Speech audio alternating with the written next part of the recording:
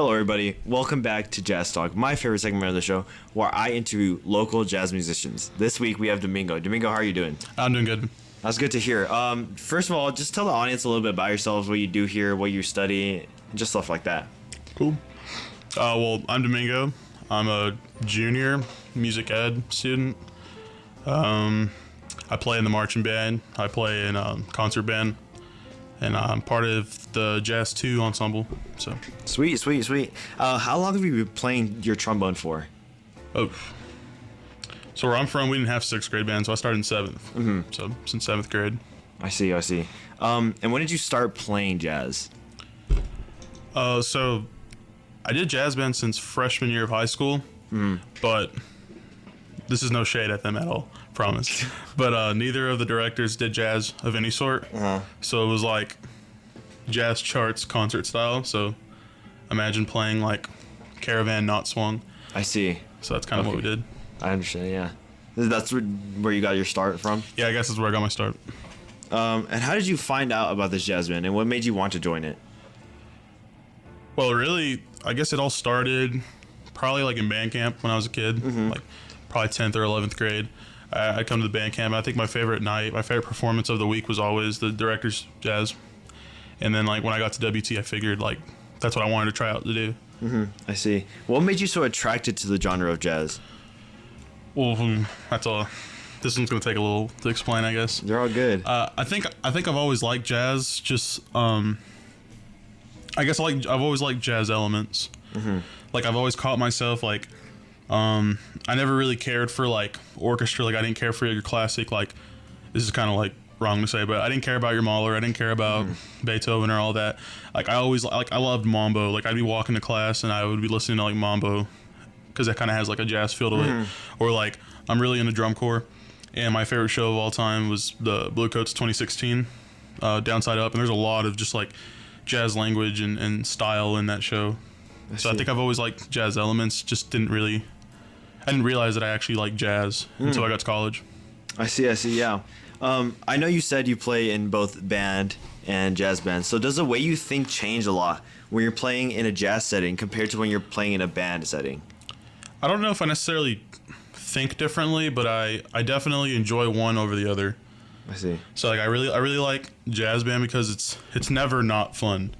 Like I'd like to think that the quote unquote like boring parts of a jazz chart are still interesting. Like let's say if all the winds are out, no one's playing, and it's just like the rhythm section. I always find that to be way more enjoyable than like in a concert setting.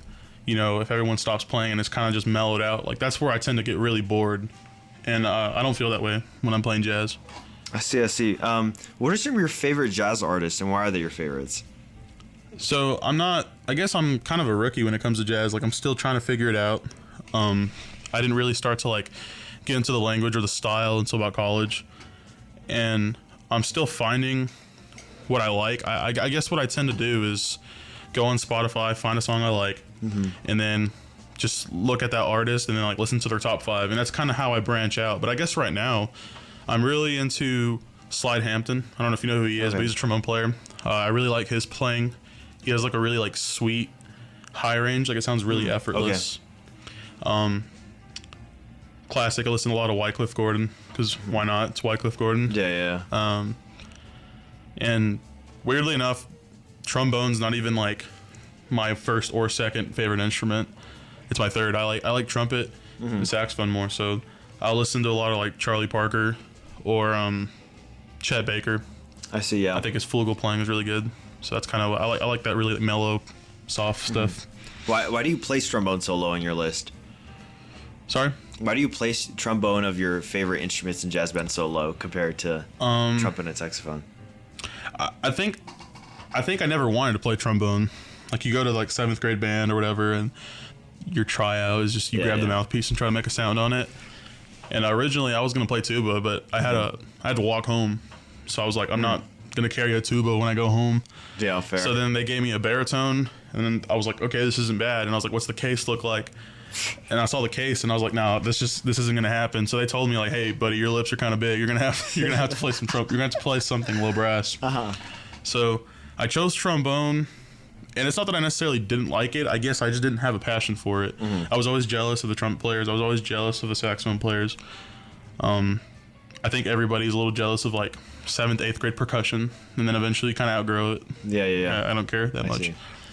I know we talked a little bit beforehand about you wanting to learn more about trombone or saxophone. I mean, and kind of start slowly getting rid of trombone. What makes you so attracted to the saxophone specifically? Instead of, you did say you love listening to saxophone and trumpet, but why do you want to play a saxophone? Completely switching from brass to woodwind.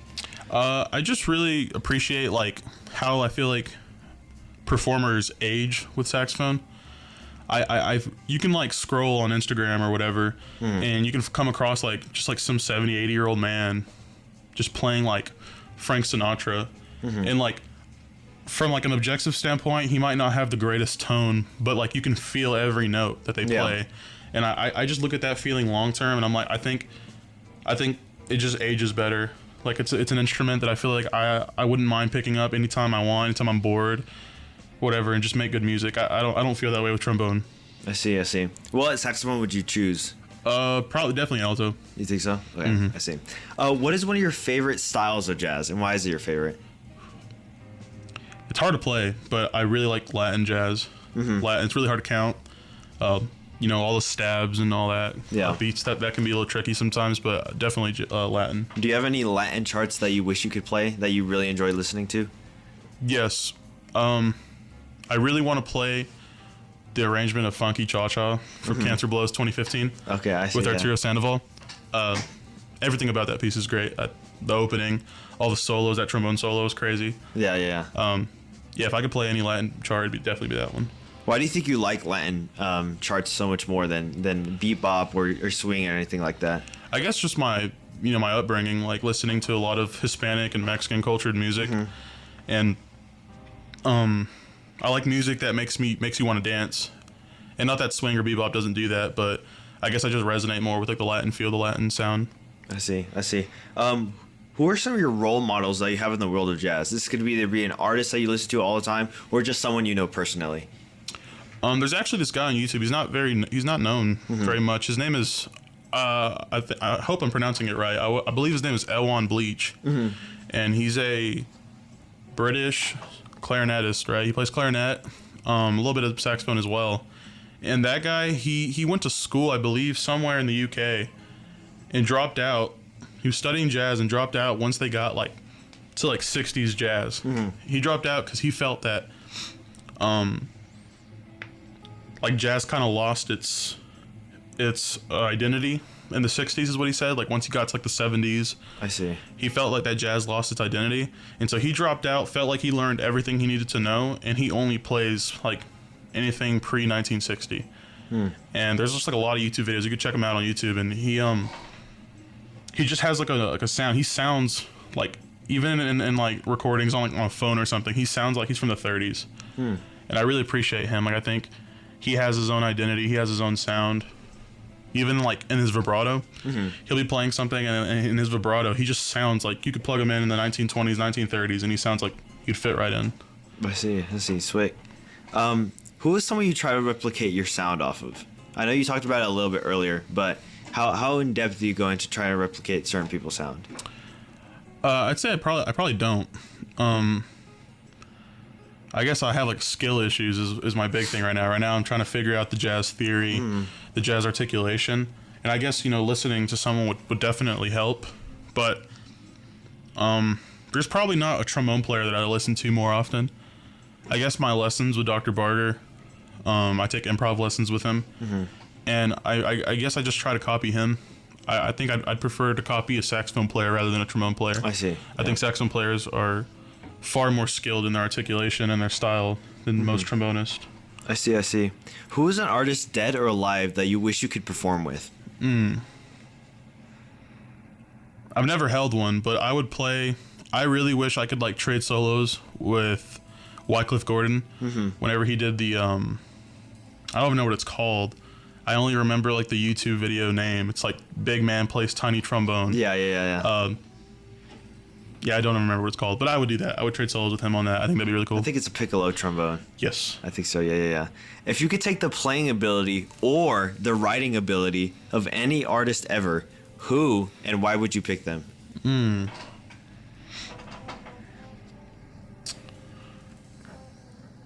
That's tough.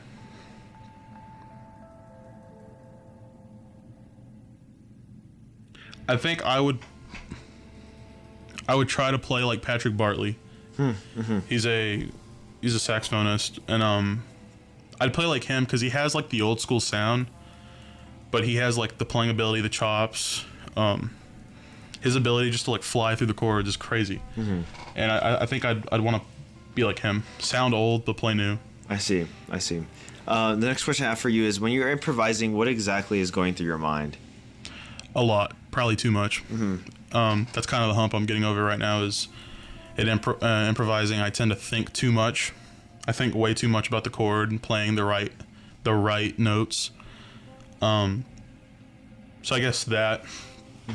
I'm trying to get more away from that and just play what's on my mind without thinking about it, if that makes any sense. I guess it's like I have a feeling right before I'm about to solo, right before I'm about to play, and I guess I should just play based off of what I feel, not thinking about notes, not thinking about what's on the page, I guess. I see. I know you did tell me you've been taking soloing lessons with Dr. Barger. Can you tell me exactly what the process of what you've learned, what you're starting to think about more and more as you take more and more lessons? Yeah, so when I first started, actually, for like a full semester, we didn't even get into the theory or the improv. We actually just strictly worked on jazz style. And so, I guess the first step for me was get so good at the style that you don't really think about it anymore. Because then once you get that under your belt, you don't have to think about it. Yeah. Right? And so then you could really move into like the chords, I guess. And what was the question again? So like, what exactly are you going through in your lessons, trying to learn how to solo, stuff like that? Yeah, so right now I'm actually, like, my homework right now for this week was transcribing my first solo.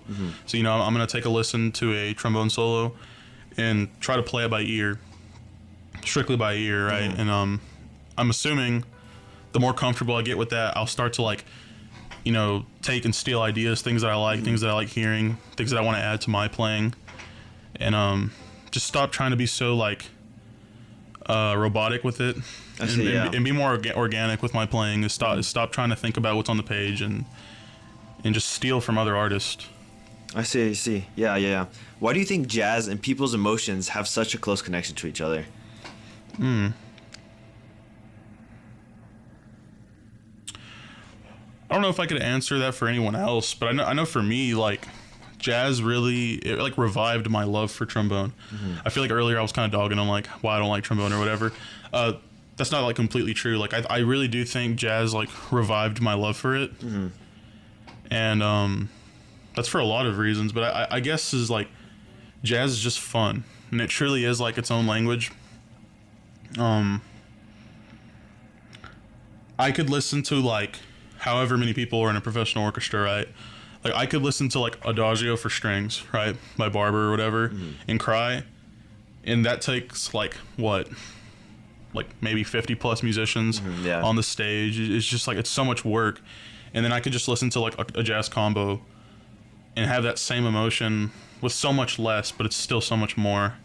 And so I just feel like for me, jazz is like less is more, and more is less. Yeah. That's kind of why I resonate with it. What elements, and like you said, of course, a big orchestra piece can make you cry, but also a small combo can make you cry.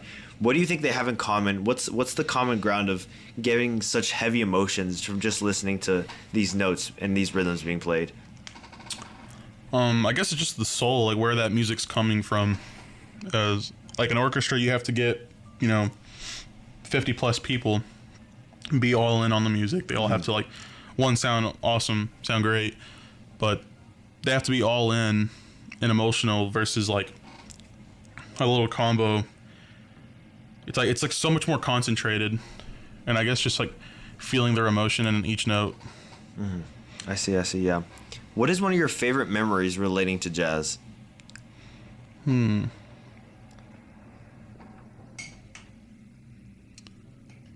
I would have to say like senior year of high school. Our jazz band decided we would like travel to like a different elementary school for every week for like a month, and it was for like recruiting purposes, try to get elementary students to like join band in 7th grade. Yeah. And I guess like my favorite memory was just like, I want to say it was like The Grinch or something. Like we were playing like How the Grinch Stole Christmas, but it was like some chart, and I remember playing it and just like seeing little kids like get up and like scream the lyrics and like dance around, and like just knowing that like that probably caused that kid to join band. That was pretty special. I really enjoyed that, and then because that was me. Like I'd mentioned earlier that when I went to my first band camp and heard like the director's jazz, like hearing that, I was inspired and I was like, I'm gonna do jazz when I get to college. And so I guess inspiring others is always fun. Yeah, that's awesome. I know we got into it a little bit, but how has jazz affected your life in a positive manner, in a more in-depth way? Yeah, I think jazz is the genre that makes the musicians closer to each other. Like for example, in like concert band, I can hear someone play a solo. It's obviously written out or whatever, and I'm like, oh, they played that really beautifully.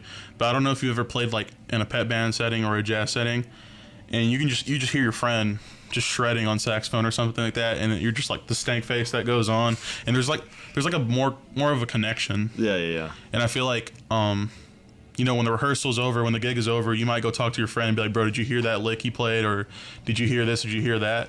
And I feel like there's just like more of a connection between the players, especially in the section as well. I really enjoy jazz because of the aspect of everyone's on one part. It's one on a part. And like if you don't know your part, you're letting the section down. But whenever, for example, in the trombone section, when all 4 trombones know their part, it just feels really tight. It's really good. It's really cool. Like the chords come out, and I think it's really special. I see. Yeah.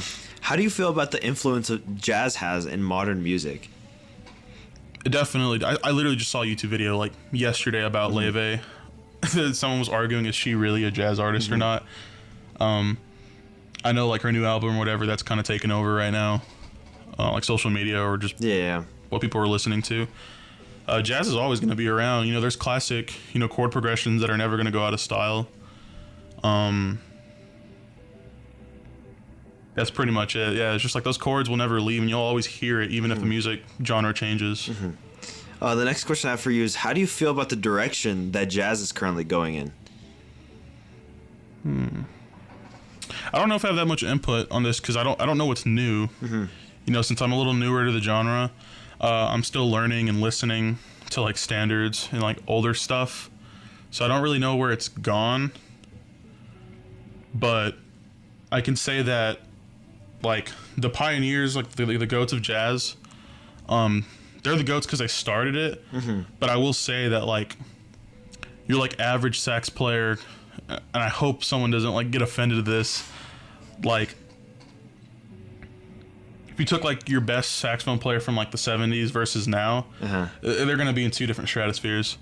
And so I would just say that musicians are getting a whole lot better now, that music might be getting a little too complicated. I see. Like the people might be playing too many notes, and I guess maybe sometimes it's good to like slow down and go back to the old era of just playing with soul, slowing down, playing with heart, because there is such thing as like too fast or too many notes. Of course, yeah. That's awesome. Yeah. For you personally, I know you're just getting into jazz even more. Do you think it's important to listen to live jazz? If so, why do you think it's so important? Definitely is. I remember like when I started playing jazz, I would ask my director for like just like some recommendations to listen to, and I would go, and I remember I would just play a song, and I would give it like 30 seconds. If I was bored, I would skip, and by the time I gotten through like someone's entire discography and didn't even give it a chance. But I feel like whenever you're in a live setting, you're forced to listen to like the piece beginning to end and really see like the story of each piece, or see where the direction went. And there's I don't think I could like off the top of my head, I can't think of like a song that I heard at a jazz concert that I was like, I didn't like that. They shouldn't have played it. Yeah. Like it's always good. I see. Especially if it's played right. Yeah. Have you ever had to perform while being sick or exhausted? If so, how did you get through it? Last semester I struggled a lot with like my tonsils. I had like tonsillitis, and I just remember like just like the back of my like mouth and throat was so swollen, like I couldn't really play very well. Like I feel like I had to push way more air than usual. Yeah. And really just like during rehearsals and towards the end of the year, towards that concert, I just really had to just like met up, take my shields or whatever, and just push more air than usual. But I don't think I've ever been like really sick. It was just that problem. I see. Yeah. What is the best type of musician to perform with? The best type of musician? Yeah.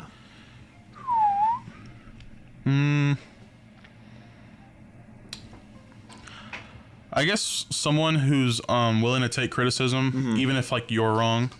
Like I've played with like players that think they know everything. Yeah. And then like others that are way smarter than me to the point where I don't think I can tell them anything. Like I don't think I should have an input. And when those players that are really good but are still like they still want to know what's on your mind, they still want to know like what you think. I think those are the best. That's who I learn from the most. And it's just like they're just a lot easier to play with. I see. Yeah. Personally, how do you think you've evolved musically over the years? Well, this is kind of controversial. A lot of people who are strictly classical don't want to play jazz because they think it'll ruin their sound or their articulation. And I feel like it's actually helped me the other way around. You know, I'm playing like on a, what you could say is like a concert band style horn. The mouthpiece isn't much different. I don't have a jazz mouthpiece or anything. Yeah. And, you know, I'm making it work so far. I think it's helped me with my articulation. I have a better feel for style. Like it's so easy to like sit in concert band and just read the notes on the page. Yeah. And give it no direction. But I feel like jazz has really like helped me with like phrasing and musicality of just like making music, not playing notes. I see. Yeah. What has been your favorite set list that you've ever performed? Favorite set list? Well, I haven't performed too much, but I guess I say playing Spain last year. That was a lot of fun. Yeah. You know, that was something that I wanted to play in high school, but it was probably too difficult. It was like too difficult for us to play. So then, like, finally, after 3-4 years later, finally being able to play that was pretty cool. Yeah. I know we talked about it a little bit earlier in the set. We heard some skunk funk by the Brecker Brothers, and I know we're playing this obviously in jazz too. And you told me you're listening a lot to this piece. Why do you think it's important to kind of listen to the song, listen to the original before you perform it in a concert? It's super important because you might be thinking that you're playing it correctly or like with the right style, and then when you go take a listen to it and you realize you're wrong.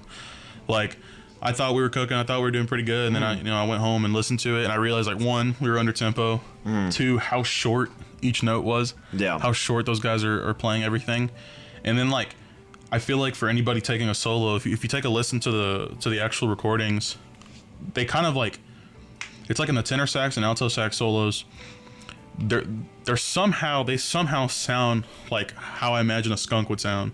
Like when they take their solo, they sound like a skunk is like screaming or something. I see. Yeah. And so I guess they like took the title, took like the, I don't know what you want to call it, like the theme of the piece, and you can hear it in the solos. So I feel like anyone soloing might be like, oh, how do I stay within the chords? Or how do I do this? How do I do that? But I think if you take a listen, you'll come to realize that like you can get a lot of inspiration just from listening. Yeah. How do you think technology has impacted jazz? I guess you can always make your best sound because you can always turn a mic up. And I feel like back then everything was raw. Everything was like, maybe the drummer didn't get to play as loud as they'd like, or anytime someone took a solo, you really had to back off. But now, like obviously, if you want to be like a good musician or whatever, you would still do that. But I guess relying on mics, that helps a lot. The ability to like, I don't know like the correct terms or whatever. I guess like changing like in skunk funk, you can hear in the solos them like mixing with the mixing and stuff, and I think that's really cool. Yeah, I see. What challenges do jazz musicians face today that older generations didn't have to deal with?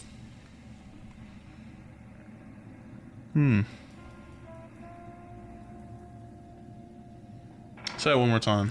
What challenges do jazz musicians face today that older generations didn't have to deal with? Cool. I guess being original. Like, it's a good thing and a bad thing, I guess. Like, there's nothing wrong. If anything, you should steal from like other artists, other musicians. But I guess now to come up with something original and it be you, it's pretty rare.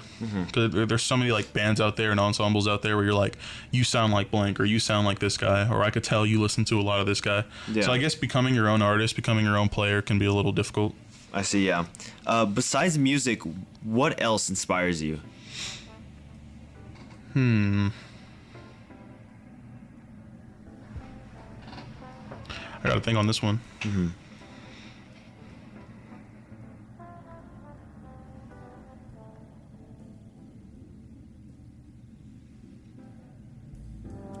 I guess I have like a lot of like meaningful people in my life. One of them is like my minister, and I guess just like the way like he goes about life, the way like for example, yesterday I literally went to go like pay a parking ticket, and I was pretty angry like as I was walking up to pay it, and I actually called him to be like, hey, like, how do you think I should go about this? Because I feel like I'm gonna blow up on whoever I speak to about this, because I'm salty about paying this ticket. And he was just like giving me advice, like, well, the person that you know you're gonna talk to, it's not their fault that you got the ticket, so don't take your anger out on him. So I guess like he's very wise in the way he lives his life, and I try to implement that into how I want to live, and it actually helps being a musician as well. Like, you can't be frustrated with your section all the time. I think it's really important to be friends with the people you make music with. Yeah, there's more of a connection. So if you're just gonna be like a jerk all the time, people aren't gonna want to like make music with you either. I see. Yeah. What is the best advice you have gotten relating to music? It was recently. It was like one of your last interviews. It was with Trace Freeman. He had mentioned something about along the lines of like not thinking, and he was talking about like in the context of like soloing. It's like you don't want to think about the chords. You don't want to think about this. It's just like own that solo, make it your own.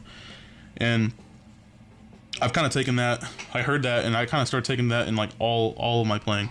It doesn't matter what style I'm playing in. It's just like, don't think so much. I see. Yeah. Think about making music, not making errors. So if you're thinking like, if you're gonna play something and be like, I hope I don't crack that note, or I hope I don't miss this key or whatever, you're probably gonna miss it. But if you sit there and go like, how do I make music? It's more likely to happen. I see. Yeah. What do you hope for jazz in the future? Not only for the genre itself, but for your own future in the genre of jazz. For me, I want to get to a point where if someone says like take a solo, I just start doing it. Like I don't have to get scared or make a little plan for how I'm going to do it. I just I want my solo ability to get better. And then for the genre itself, I'd like for it to have a revival. There's like some people would say that jazz is dead. I mean, I'd argue that it's not, but jazz was very prominent back then, and it's something that is not near as popular. If you go to like the WT jazz concerts, you notice that like most of the people in the audience are older, and that's probably music that they listen to more often. Yeah. But what's weird is like I've invited friends from like church and stuff, and I've been like, hey, like I know you guys don't know anything about music, like oh, you probably think I'm some little band nerd, but trust me, like you got, if there's one concert I want you to go to, is I want you to go to the jazz concert. And because of that, like I've had friends that like now when I'm in the truck with them or in the car with them, they play jazz. I see. Yeah. Right. It's like they probably thought that music wasn't going to be good because it's not what's popular. Yeah, I see. And then they went and then they realized that like, no, this is cool. So I guess that's just what I want more for the genre is I want people to realize that it's still cool, that it is very unique. I see. Yeah. Well, as we're coming up to the end of the show, the last question I have for you is, what advice do you have for up-and-coming jazz musicians? Number one is don't be scared of solo, because that's me. Yeah. Just don't be scared of solo. Don't be scared to improvise. And another is to listen to a lot of music. Like I mentioned earlier how I think I've always liked jazz. I just didn't know it was jazz. Yeah, I see. Like one type of jazz that I've liked a lot is gospel music. It's pretty prominent like in a lot of like African American churches, and it's actually really cool. I don't know if you've ever seen it, but what they'll do is like you have your guitar player, bass player, piano, and drums, right, and obviously like vocalists. What they'll do actually is they'll say, I think it's called calling numbers, and I hope I get this right. If I'm wrong, I hope somebody will tell me. It's called calling numbers. So everybody will have an earpiece in, and then they'll be like, the person calling numbers, you know, the rhythm section is just like noodling around playing stuff, and out of nowhere, somebody calling numbers will say like 151, for example, and that means the first chord of the key, the fifth chord, back to the 1. So he'll say it, but the way he says it in rhythm. So if he says 151, then the band will all play bum bum bum. So it can get really crazy. Like sometimes they'll say like 5 chord 15 times. Yeah. And then he'll give a tempo, and then they'll go 1, 2, 3, you know, and they'll keep playing. Yeah. And so if you ever watch like a good praise break on YouTube or something like that, it's really interesting how that band plays. Yeah, I see. I kind of stranded off to the question. No, it's good. It's good. It's awesome. What'd you say again? What advice do you have for upcoming jazz musicians? Listen to music, even if you don't think you would. Like, for example, I didn't grow up listening to like gospel music. I didn't grow up listening to like that style. And looking like that up, I learned so much about that. And then I was like, what do these numbers mean? And then that kind of introduced me into like music theory, even though I'm terrible at it. But it like introduced me into that idea. And then from there, I was like, oh, that drummer, like that drummer, the way he's playing doesn't sound like anything like this. So then I'm like, what is like your gospel drummer? What's the difference between that versus like swing or whatever? Yeah. So I guess just listening to music, you'll pick up on things. You'll notice what you like. Think about why did you like it, and then look for more of it. I see. Sweet. This next little segment, I like to give all my guests just shout out anything. Shout out any concerts happening, any events happening that you're a part of, or just shout out people in the area that you think need a shout out. So the moment is yours. Go ahead. Cool. Well, I'm not doing anything special. So as far as concerts, I don't have anything. I guess I want to say later in November, we're going to have the WT Jazz 1 and Jazz 2 concerts. So come out to that. It'll be really good, a really good program. We have a lot of talented players. As far as shout outs, shout out to my mama. Perfect. There we go. And then the last thing, I asked all my guests to recommend one song to be added on a playlist forever. What song would you like to recommend today? Stardust by Doc Severinsen. If you've never heard it, look it up. Perfect. Well, thank you, Domingo, once again for coming out to the show and being my special guest. Very great episode. I want to thank you again for coming on. It's been a pleasure. And then, of course, tune into our Instagram to see what pose Domingo decides for the Polaroid. It should be a good one, I hope. Have you been thinking? Tweet. Okay. Okay, well, thank you, everyone, for listening to Jazz Talk, the segment of my show where I interview local jazz musicians. Make sure to stay tuned. We have a lot more planned. I'll catch you all in a little bit.